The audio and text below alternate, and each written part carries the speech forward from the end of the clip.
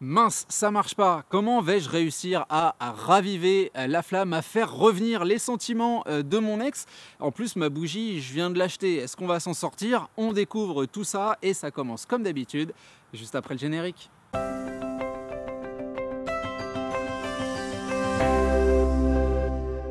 Et si on avait tort depuis le début? Et si on ne cherchait pas au bon endroit? C'est une question qu'on se pose aujourd'hui, puisque c'est évident, si on demandait au kidam moyen ce qu'est l'objectif de la reconquête amoureuse, il nous répondrait que c'est le fait de faire revenir les sentiments de la personne qui est partie, de raviver cette flamme pour que les deux personnes, conscientes de la perte, conscientes du manque, puissent avancer main dans la main. Eh bien, je répète ma question, et si on ne cherchait absolument pas au bon endroit?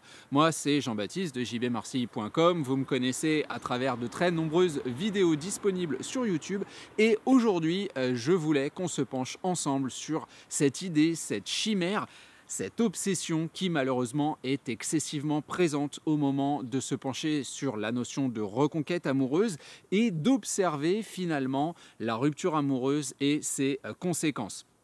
Pour ce faire, on va, comme très souvent, diviser la vidéo en deux parties différentes et nous plongeons immédiatement dans la première, qui est le fait que, en ne se posant pas la bonne question, on obtient rarement la bonne réponse. Ça paraît logique, même si vous savez que ce mot, on va toujours le garder avec des petits guillemets autour, puisque la logique dans le monde relationnel est quelque chose qui finalement n'existe pas.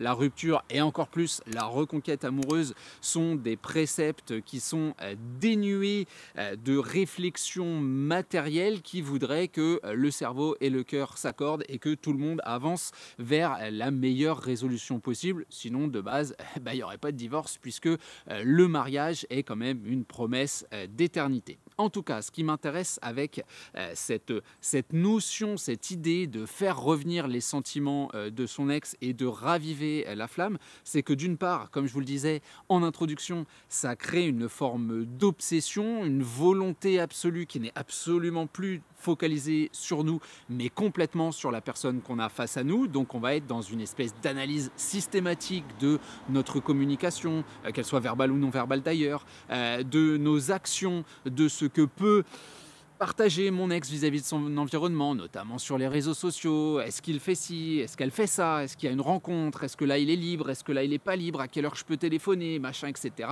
Cette espèce d'idée qui gravite là autour de notre ex et qui, pour nous, sera une forme de télescope, quelque chose qui va formater notre stratégie pour mener une reconquête amoureuse. Là encore, j'utilise un mot que je n'apprécie absolument pas puisque je montre l'impact, l'effet de ce système de pensée, cette idée qu'on va pouvoir faire revenir les sentiments de son ex. Mince, spoiler, oui, vous l'avez compris, c'est absolument pas l'objectif de la reconquête amoureuse. Cette idée de raviver la flamme.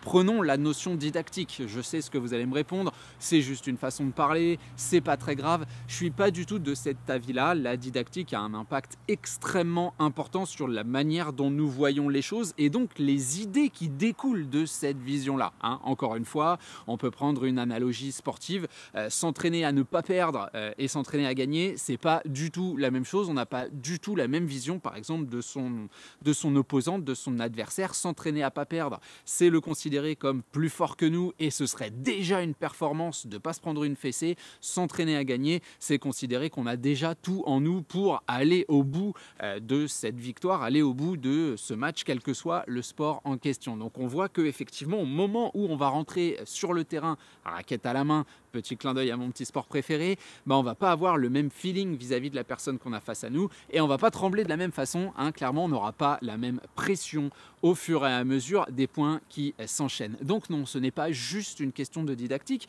mais on va quand même s'intéresser à cette dernière. Qui dit raviver la flamme, qui dit faire revenir des sentiments qui sont aujourd'hui éteints, ça nous parle nostalgie, ça nous montre qu'on est figé dans le passé. On vit et on regarde derrière notre épaule plutôt que devant nous. Donc, à l'image du fait qu'on peut avoir un adversaire qui soit meilleur que nous puisqu'on s'entraîne à ne pas perdre, en tout cas que cette influence soit présente intellectuellement et j'ai envie de dire quasiment instinctivement, eh bien dans l'idée de raviver la flamme, on va vouloir s'appuyer sur une argumentation, une construction intellectuelle qui va être émotionnelle et qui va là aussi être basée sur le passé. Donc on va être dans cette idée de redevenir la personne que j'étais, ce qui n'a clairement pas grand sens. Quoi, il faudrait abandonner votre évolution, il faudrait tout faire pour perdre les années d'expérience que vous avez. Enfin, techniquement, ça n'a pas de sens. Et puis encore une fois, quand beaucoup de gens nous disent ce genre de choses, ouais, redevenir la personne qu'on était pour reséduire notre ex de la façon dont on l'a fait il y a 5, 10, 15 ans, elle a évolué aussi cette personne-là, hein, très clairement. Et maintenant, elle aurait peut-être plus du tout le même attrait, la même vision, la même analyse du relationnel et de la personne que vous êtes si vous reveniez exactement dans les mêmes conditions aujourd'hui. Donc bon, ça n'a pas grand sens, mais c'est cette vision-là qui est prônée, une argumentation, comme je vous le disais, qui est excessivement émotionnelle, qui va donc être fait de rappel au passé et du fait de constater, de faire constater le manque, la tristesse, la douleur à la personne qui est face à nous, qui va en plus pas forcément être d'accord avec cette argumentation, puisque n'oublions pas que la rupture amoureuse, elle l'a choisie, du coup, cette idée de tristesse, de douleur, même si elle est présente, puisqu'il y a une forme de culpabilité bien évidemment après la rupture amoureuse, c'est pas quelque chose qu'on va partager avec vous comme un argument qu'on va mettre en figure de proue si vous voulez. En tout cas, on a cette idée que ces rappels au passé vont nous aider à toucher la personne qu'on a face à nous. Et là, vous allez me dire, pour ceux qui suivent, hein, Jérémy, dans le fond, près du radiateur, tu relèves la tête, t'es gentil, que ça ressemble un petit peu au système crise. Et j'ai envie de vous dire oui et non. Oui, parce que effectivement, dans le système crise, il y a cet apport de ce qu'on a vécu, de l'expérience qui est présente entre nous et notre ex, qu'on appelle la fibre, mais qui va être actualisée dans le présent pour créer quelque chose de dynamique, pour créer quelque chose de nouveau. Versus ce qu'est la nostalgie. La nostalgie, c'est le fait de constater dans le présent l'impact du manque, de la cassure, de la disparition de ce qu'on avait dans le passé. Donc typiquement, un décès par exemple, au moment où on regarde la photo de la personne et où on est tout seul et on se dit mince, elle me manque, j'en peux plus, c'est difficile la vie sans lui ou sans elle. Ça, c'est de la nostalgie. Se rappeler des bons souvenirs, en faire quelque chose d'excessivement souriant parce que dans la rue, dans notre environnement, on voit quelque chose qui redonne un nouveau souffle à ces expériences, ça c'est de la fibre et c'est finalement quelque chose de différent. Se cantonner à être dans des rappels du passé, c'est finalement, qu'on le veuille ou non, et très clairement on ne le veut pas, mais c'est insister aussi sur l'évolution négative de la relation. Prenons cette image de la flamme, hein, techniquement, raviver la flamme. Qu'est-ce que ça veut dire? Encore, on reste très didactique dans cette première partie. Ça veut dire qu'on a une flamme qui est en train de s'éteindre ou qui même s'est éteinte et nous, on essaye un petit peu de raviver les braises. Alors on va prendre l'image du barbecue, il n'y a plus rien et on souffle et on souffle et on souffle pour que il y ait un petit truc qui ressort et que ça recommence gentiment à brûler. Mais si on arrive à, et là on reste sur l'image de la bougie, si on arrive à faire repartir la flamme, on est quand même bien d'accord que d'abord, elle ne va pas nous éclairer comme l'éclairage qu'on pouvait avoir de la bougie en premier lieu lorsqu'on a mis le coup de briquet dessus, très clairement, ça va être quelque chose qui va être à faible intensité et c'est quelque chose qui ne va pas durer longtemps. Donc la question, c'est même pourquoi est-ce qu'on veut raviver cette flamme-là? Donc on est dans quelque chose qui relève de la deuxième chance, du test, de l'essai. Et là, on commence à comprendre que c'est très proche de la coercition, du fait de convaincre l'autre, de cette volonté d'être un petit peu derrière finalement, de se dire écoute, je comprends que tu ne veux plus être avec moi, je vais faire les efforts, je vais te donner ci, je vais te donner ça et mon bien-être, tant pis, on verra plus tard. Si jamais j'arrive à obtenir un sourire de ta part, peut-être que tu daigneras me donner des miettes. Ça, c'est pas une reconquête amoureuse malheureusement et puis en plus techniquement, matériellement, ça marche relativement très peu.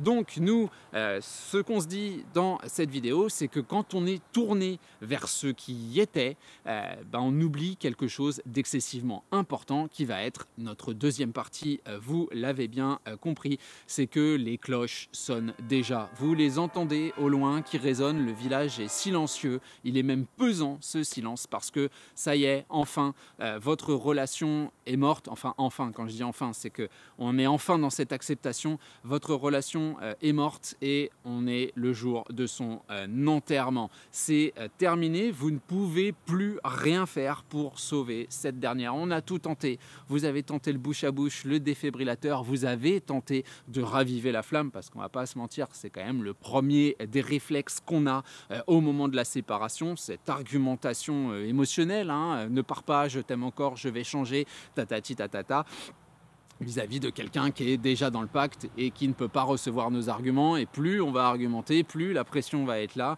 et plus l'effet Hiroshima, la violence du discours va s'avérer blessante pour nous. Donc oui, aujourd'hui, et c'est la première étape, en tout cas l'une des premières étapes de la reconquête amoureuse, c'est cette acceptation que la relation est terminée. Maintenant, c'est pas parce que une relation est terminée qu'il ne peut pas y avoir quelque chose d'autre avec cette personne. Il est temps de véritablement laisser aller, non pas le souvenir, mais cette espèce de lien invisible qui nous fait dire qu'on a absolument besoin de l'autre, qu'on ne peut pas évoluer, qu'il y a cette douleur qui est présente. Alors la douleur, bien évidemment, on la reconnaît, il n'est pas question de vous dire que c'est rien, c'est pas grave, des poissons dans l'océan, il y en a plein, etc. etc. Mais cette idée de, comme je vous le disais, garder la photo de, je ne sais pas, votre premier voyage, ou si on reprend l'image d'un décès de cette personne qui est partie, et de juste pleurer dessus, ça ne fait pas avancer. Cette personne qui est partie, qu'est-ce qu'elle vous aurait dit? Qu'est-ce qu'elle souhaite? Elle souhaite que vous continuiez à avancer, que vous soyez heureux sans lui ou sans elle. Alors pas de panique, ça c'est avant le fait de mener sa reconquête amoureuse, même de la lancer, mais dans l'idée on est véritablement là-dedans. On a coupé les amarres, il faut que le bateau avance. Si le bateau il bouge pas, c'est qu'il y a un problème, c'est qu'il y a quelque chose qui ne fonctionne pas. Et un bateau qui ne fonctionne pas, qui ne marche pas, alors que l'ancre n'est pas tirée vers le bas en plein milieu de l'océan, je ne sais pas si on lui fait des masses confiance. Donc nous, ce qu'on veut se dire, c'est qu'aujourd'hui, on ne va pas du tout raviver la flamme. Cette bougie-là, elle est dégueulasse, elle suinte de partout, elle a laissé de la cire sur la table basse, on la prend, on la dégage, et puis on va tout simplement se racheter un joli bougeoir avec une jolie bougie qui sent bon. Si je devais résumer l'allégorie, on est clairement dans cette simplicité-là. Donc nous, aujourd'hui, avec la rupture amoureuse, on a gagné quoi? On a gagné de la liberté, on a gagné du temps, on a gagné une possibilité, pas encore une capacité parce que ça met du temps, mais une possibilité de se focaliser uniquement sur soi, sur ce qu'on veut vraiment et pas les désirs de l'autre. Je vous ai déjà parlé de devenir cette espèce de poupée Barbie qu'on façonnerait selon celui ou celle qu'on a face à nous aimerait ou nous décrit son partenaire idéal. Ça n'a aucun sens, ça ne fonctionnerait pas, on vous trouverait complètement ridicule. Donc on a cette opportunité de reconstruction. À travers cette reconstruction, on a la possibilité d'aller sur le terrain, de tenter de nouvelles expériences, de se redéfinir et bien évidemment, au milieu de tout ça, d'utiliser notre système de communication qui est le système crise pour apporter du sourire, faire effectivement des rappels grâce à la fibre mais qui sont actualisés, qui prennent en compte votre nouvel état d'esprit et la manière dont vous gérez votre nouveau quotidien, votre réadaptation. Et cette idée-là, elle va nous permettre de partir du constat, de la volonté, du désir que finalement ce qu'on veut, c'est pas que les sentiments de votre ex reviennent, c'est qu'il ou elle se dise qu'il ou elle a eu raison de mettre un terme à cette relation parce qu'aujourd'hui ça crée un truc qui est complètement différent. Si vous êtes beaucoup plus heureux, heureuse, épanoui, dynamique pendant cette phase où finalement vous commencez à reprendre contact avec votre ex et vous commencez à vous revoir que pendant la fin de la relation, c'est que ça devait s'arrêter, c'est qu'on a fait quelque chose qui est bénéfique pour nous deux. Ça permet de faire diminuer les culpabilités, ça libère aussi de cette espèce de pression qui était présente sans doute dans la fin de la relation, ça libère libère de la routine, ça libère de cette impression de nécessité de réciprocité, hein. Vous savez, quand on commence à se dire que cette relation ne me va pas trop, mais que je ne suis pas encore décidé à 100%, et puis que j'ai la personne avec qui je partage ma vie, qui vient me faire un bisou, qui vient me dire je t'aime, et où d'un côté j'ai pas envie de le dire moi aussi parce que c'est pas terriblement vrai, et puis d'un autre côté si je lui dis pas, ça va créer un problème, on va me poser 50 millions de questions, je sais pas.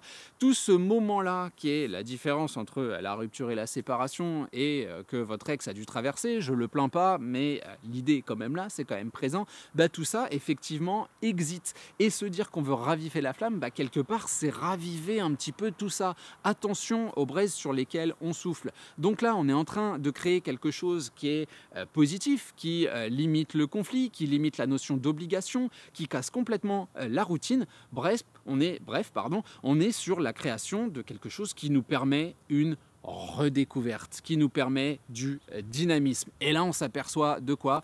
Qu'on n'est absolument pas dans ces rengaines d'aller chercher dans le passé ce qui nous permettra d'être heureux dans le futur. La seule chose qui est dans le passé et qui nous rend fort dans le présent, ce sont nos expériences. Mais ces expériences, une fois acquises, on ne veut pas les répéter, surtout si ce sont des échecs. On veut les absorber pour avoir un meilleur système de réaction à l'avenir. Et l'amour, c'est un processus évolutif comme tous les autres processus qui sont en nous et qui finissent par nous définir. Voilà pour la vidéo du jour, j'espère qu'elle vous parle. Comme d'habitude, vous n'hésitez pas à liker cette dernière, ça fait énormément de bien à l'algorithme. Vous pouvez également vous abonner, cliquer sur la petite cloche, là aussi ça fait énormément de bien au référencement. Vous pouvez aussi toujours et encore rejoindre les VIP, vous cliquez sur le bouton rejoindre, vous allez arriver sur une petite vidéo qui vous explique qu'il y a différentes formules pour devenir membre de la chaîne. Vous choisissez le membre VIP et à partir de là, à partir de cet abonnement, vous pourrez voir les vidéos quotidiennes rendues disponibles sur votre page d'accueil en cliquant sur ma chaîne. Voilà, je vous ai expliqué tout ce que j'avais à vous dire pour aujourd'hui. Je vous souhaite donc une merveilleuse semaine et on se retrouve dès jeudi prochain pour une nouvelle réflexion. Salut à vous!